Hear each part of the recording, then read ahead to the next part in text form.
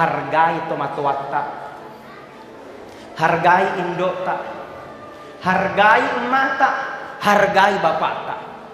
Nasabak narekong kapat anak nama dosa itu ada pajajanna tajeni bali kung Allah Ta'ala tu nabali. Narekong ka na pamadoraka terhadap sama orang tuanya tajeni engka tumatu na tajeng na tania udi na tajeni. Narekong ka na patakkalu parito matuan na tajeni. Nareko pengusaha de na mitta bangku. Nareko pejabat de na mitta diturunkan dari jabatannya. Kenapa? Tidak menghargai dan ridho terhadap mamaknya dan induknya. Iga na tomak kokoy patakkalu parito matuan. Hakul yakin kita jadi manusia karena orang tua.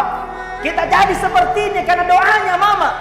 Nang kana toma kokoy pa ana madurakan to dua pajajan.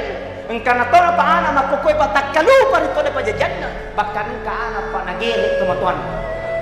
Astagfirullahalazim.